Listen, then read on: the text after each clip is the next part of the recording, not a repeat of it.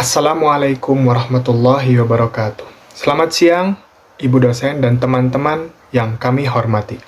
Perkenalkan, saya Raihan Mardi bersama rekan saya Yayu Siti Fatimah dari kelas MN24D.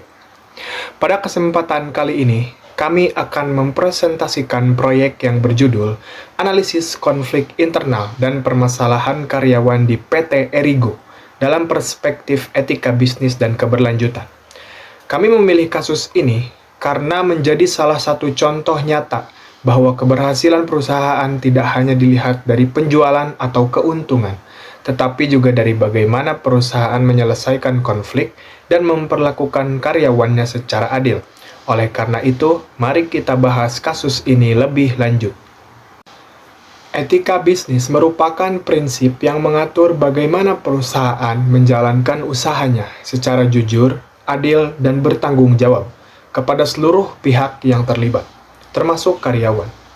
Dalam kasus PT Erigo, muncul konflik internal yang bermula dari hilangnya stok barang dalam jumlah besar. Setelah itu muncul dugaan penahanan gaji dan tuntutan ganti rugi kepada beberapa karyawan. Kasus ini menjadi perhatian publik karena dianggap menyangkut hak tenaga kerja dan menimbulkan pertanyaan, apakah kebijakan perusahaan sudah sesuai dengan prinsip etika bisnis serta mendukung keberlanjutan perusahaan? Nah, yang selanjutnya ada kronologi kasus. Nah, kasus ini dimulai saat perusahaan melakukan stop of name pada Oktober 2022 dan menemukan lebih dari 1.000 barang hilang. Akibat kejadian tersebut, beberapa karyawan diduga diminta mengganti kerugian hingga puluhan juta rupiah. Nah, selain itu muncul dugaan adanya penahanan gaji serta tekanan agar beberapa karyawan itu mengundurkan diri. Nah, informasi ini kemudian menyebar di media sosial dan menjadi viral. Akibatnya, banyak pihak mempertanyakan apakah penyelesaian masalah tersebut sudah dilakukan secara adil dan sesuai dengan aturan yang berlaku. Baik, yang selanjutnya yaitu analisis etika dan keberlanjutan. Dari sisi keberlanjutan, kasus ini memberikan dampak pada 3 aspek. Pertama, aspek sosial, yaitu munculnya tekanan psikologis terhadap karyawan sehingga motivasi dan loyalitas mereka menurun. Kedua, aspek ekonomi. Nah, perusahaan memang mengalami kerugian akibat kehilangan barang. Tetapi jika penanganannya tidak tepat, reputasi perusahaan juga dapat menurun dan kepercayaan investor maupun konsumen bisa berkurang. Ketiga, lingkungan kerja menjadi kurang kondusif karena hubungan antara manajemen dan karyawan dapat terganggu. Nah, jika dianalisis menggunakan teori etika bisnis utilitarisme, menilai bahwa kebijakan tersebut lebih banyak menimbulkan dampak negatif daripada manfaat. Sedangkan deontologi menekankan bahwa hak-hak karyawan harus tetap dihormati melalui proses investigasi yang objektif, adil, dan transparan.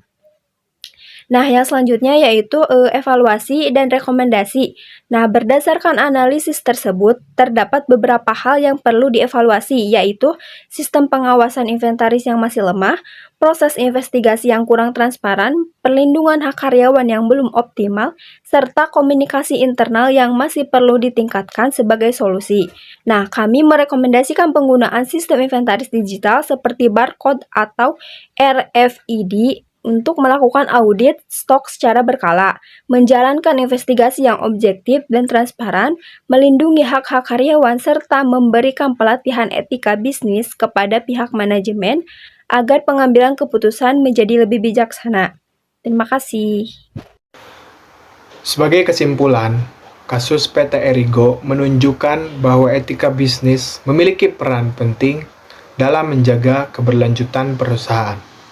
Penyelesaian konflik seharusnya tidak hanya berfokus pada kerugian perusahaan, tetapi juga harus mengutamakan keadilan, transparansi, dan perlindungan terhadap hak karyawan. Dengan memperbaiki sistem inventaris, tata kelola perusahaan, serta membangun budaya kerja yang beretika, perusahaan dapat meningkatkan kepercayaan publik dan menciptakan keberlanjutan bisnis dalam jangka panjang. Demikian presentasi dari kami. Terima kasih atas perhatian Ibu dosen dan teman-teman semua. Semoga materi yang kami sampaikan dapat memberikan pemahaman mengenai pentingnya etika bisnis dalam menyelesaikan konflik di dunia kerja.